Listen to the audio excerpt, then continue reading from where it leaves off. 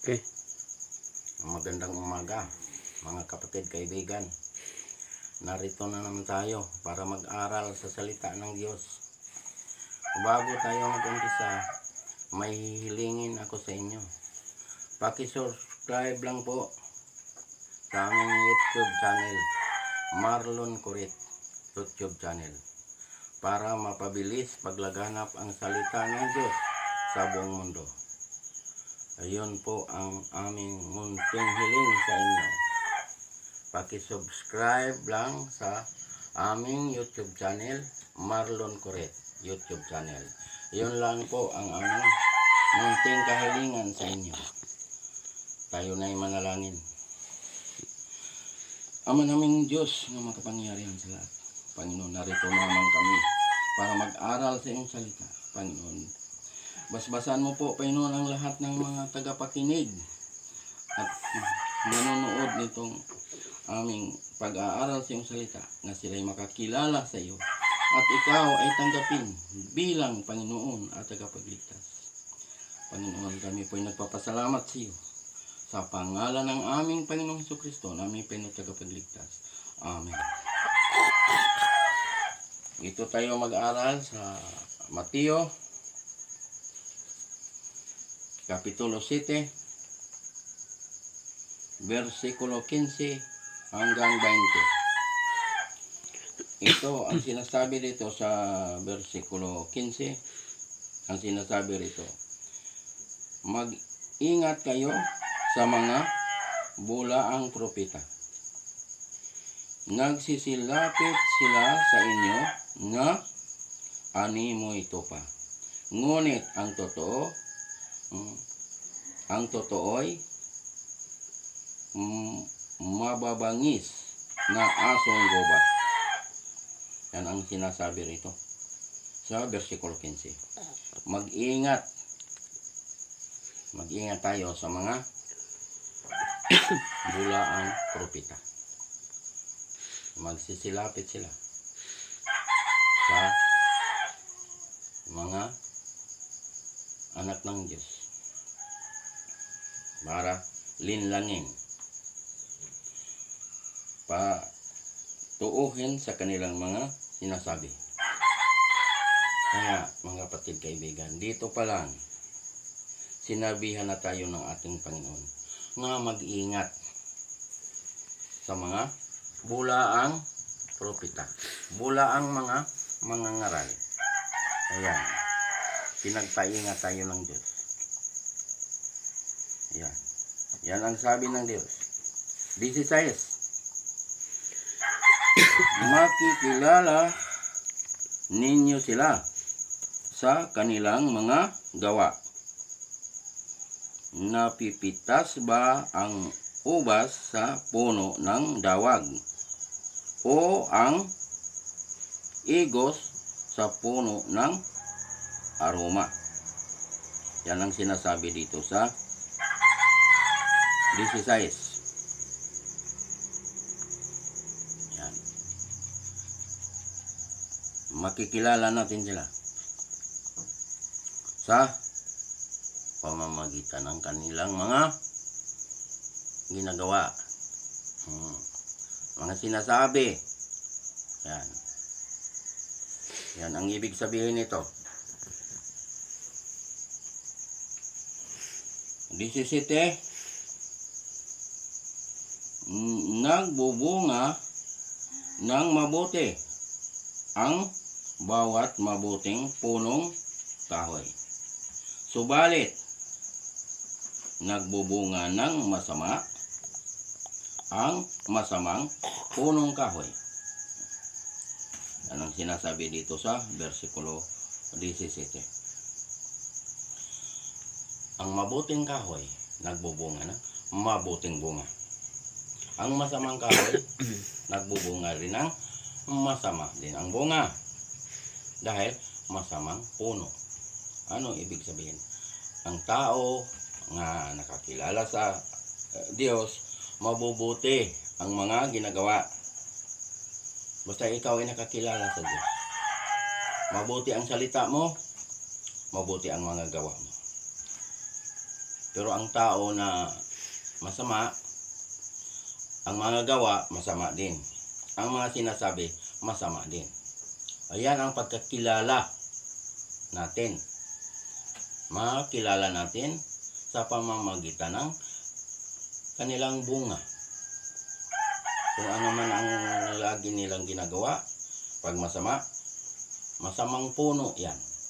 Pag mabuti, mabuting puno yan. Mabuti ang ginagawa, mabuti rin ang mga salita. Dahil mabuting tao. Yan ang ibig sabihin dito sa versikulo 17. 18. Hindi maaaring magbubunga ng masama ang mabuting punong kahoy, ni ng mabuti ang masamang punong kahoy.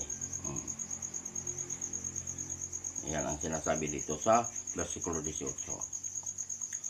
Pag mabuting kahoy, nagbubunga ng mabuti. Pag masama, nagbubunga rin ng masama. Ayan ang ibig sabihin dito, mga kapatid kaibigan. Tinuturuan tayo ng Diyos. Tayo'y makakilala sa kanila. Kaya ang sabi, mag-ingat tayo sa mga bula ang propeta, bula ang mga ngaral. Pinagpaingat tayo ng Diyos para tayo makaiwas, para hindi tayo malinlang, para hindi tayo madaya. Ayan, mga kapatid kaibigan, tinuturuan tayo ng Diyos. Ayan. 19. Ang bawat puno na di nagbubunga ng mabuti ay pinuputol at itinatapon sa apoy. Ang puno na hindi nagbubunga ng mabuti, pinuputol at itinatapon sa apoy. Ang ibig sabihin, pag masama ka, puro masama ang ginagawa mo, di ka nagbabago, di ka nakinig sa salita ng Diyos, di ka namunga, pinuputol. Puputulin ng Diyos. Basta puro masama ang ginagawa ng taong yon. Yan ang ibig sabihin yan. Ibig sabihin, puputulin ng Diyos at itatapon sa apoy. Yan ang sinasabi rito sa versikulo 19. Kaya mga kapatid kaibigan, ngayong umaga nito, pag narinig ninyo itong mensahe na to, kung pag masama, kailangan magbago. Makinig sa salita ng Diyos. Dahil ang salita ng Diyos ay katotohanan at buhay ang salita ng Diyos.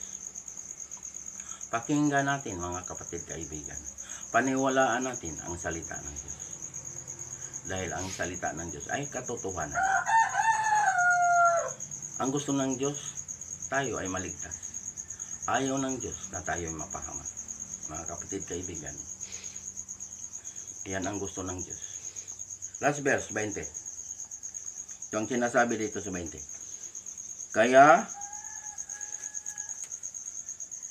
Kaya nga makikilala ninyo sa kanilang mga gawa ang mga bulaang propeta. Makikilala natin sa kanilang mga gawa ang mga bulaang propeta, bulaang mga ngaral. Ayan ang sinasabi dito sa versikulo 20. Mga kapatid kaibigan, huwag tayong padaya sa mga bulaan ng mga propeta, bulaan nga mga ngaral. Dahil naglipa na ngayon ang mga bulaan. Hindi sila nagtuturo ng tama. Pag ang ituro ng isang mga ngaral, si Kristo, Si Kristo lamang ang Panginoon nga tagapagligtas, wala nang iba. Ayan ang gusto ng Diyos. Ipakilala natin ang Panginoon nga tagapagligtas. Sino tagapagligtas? Si Jesucristo. Dahil siya ay Diyos nga nagkatawang tao. At siya ay tunay na Diyos. At buhay na walang hanggan. Yan mga kapatid kaibigan. Hindi tayo madaya. Hindi tayo malinlang. Dahil tinuturuan tayo ng Diyos. Pinadala ang kanyang bugtong na anak na si Jesucristo para tayo ay iligtas. Nagkatawang tao. Diyos ang ating Panginoong Jesucristo. Pero nagkatawang tao. Bakit nagkatawang tao? Para bayaran ang kasalanan ng lahat ng tao. Pag hindi nagkatawang tao si Jesucristo, walang magbayad sa ating kasalanan. Sino ang ipako sa cross? Wala. Dahil hindi pwede ipako sa cross ang Espiritu. Kaya hindi natin makita. Kaya nagkatawang tao si Kristo para bayaran ang kasalanan ko, kasalanan ng lahat ng tao. Buhay ng ating Panginoon ang ibinayad ng ating kasalanan. Dugo ng ating Panginoon ang ihinugas ng ating kasalanan. Kaya mga kapatid kaibigan, napaka-importante nga tayo ay nakakatiyak sa ating kaligtasan. Kaya ang kaligtasan, ngayong buhay pa tayo. Hindi kapag patay na. Tiyakin natin ang ating kaligtasan ngayong oras na ito. Dahil ang kaligtasan, ngayong buhay pa tayo. Pangalawang Korinto, Kapitulo 6, versikulo 2. Ngayon ang araw ng kaligtasan. Hindi kapag patay na. Tinuturuan tayo ng Diyos. Nga, malaman natin ito. Dahil maraming hindi nakakaalam sa kaligtasan. Sinong tagapagligtas? Si Jesucristo. Walang iba. Siya lamang tagapagligtas. Pag hindi tayo naniniwala, hindi tayo tumanggap kay Kristo, tiyak tayo mapapahamak. Dahil siya lamang ang tagapagligtas. Hindi tayo makapunta sama, kundi sa pamamagitan ng ating Panginoong Jesucristo. Siya ang daan, siya ang liwanag, siya ang buhay. Yan ang sinasabi sa Juan 14, versikulo 6. Pag mudayre kasama, di ka makapunta ron. Kailangan manalig ka kay Kristo. Tanggapin mo si Kristo bilang Panginoon at tagapagligtas. Pagkatapos mo tinanggap, magpabautismo sa ngalan ng Ama, sa ngalan ng Anak, sa ngalan ng Espiritu Santo. Pagkatapos magpabautismo, sundin natin ang kanyang mga utos. Huwag natin itakwil ang utos ng Diyos. Huwag natin burahin. Kasi pag binura mo ran, magka-problema ka sa oras ng paghatol ng Diyos. Ang sasabihin ng Diyos, kailanman hindi ko kayo nakikilala. Dahil nasa utos ang palatandaan ng Diyos. Ano ang palatandaan ng Ama? Ang Sabat, ikapitong araw. Dahil ang Sabat ay sagradong araw, banal na araw. Binasbasan, pinagpala, ibinukod para sa Diyos. Yan ang ginawa niyang palatandaan nga, totoong nakakilala ta sa Diyos. Yan ang sinasabi sa Unang Juan, Kapitulo 2, versikulo 3 hanggang 4. Nakakatiyak tayo, nakikilala natin ang Diyos kung sinusunod natin ang kanyang mga utos. Verse 4, ang nagsasabi nga nakikilala ko siya, ngunit sumusuway naman sa kanyang mga utos ay sinungaling at wala sa kanya ang katotohanan. Yan ang sinasabi. Pag totoo tayong nakakilala sa Diyos, sundin natin ang kanyang mga utos.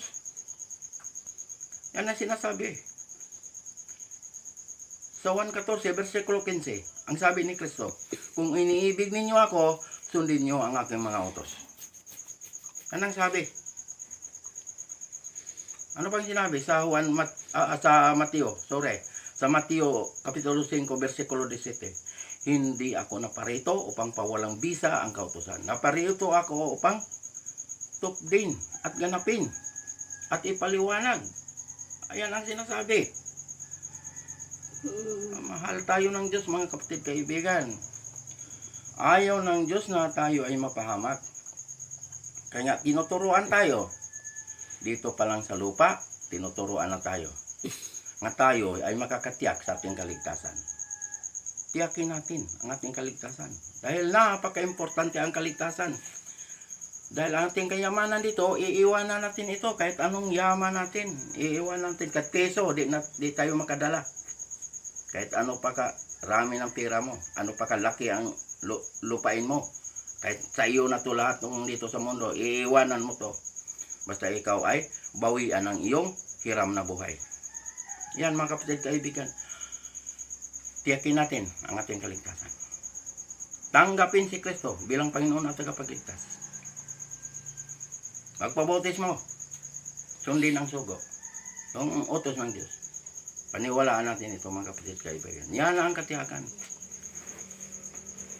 Hanggang dito na lang tayo mga kapatid kaibigan. Bukas na naman tayo magpapatuloy sa pag-aaral sa salita ng Diyos. Tayo na ay manalangin. Ama naming Diyos na makapangyarihan sa lahat. Salamat po Panginoon sa mga salita mo naming napag-aralan ngayong umagang ito.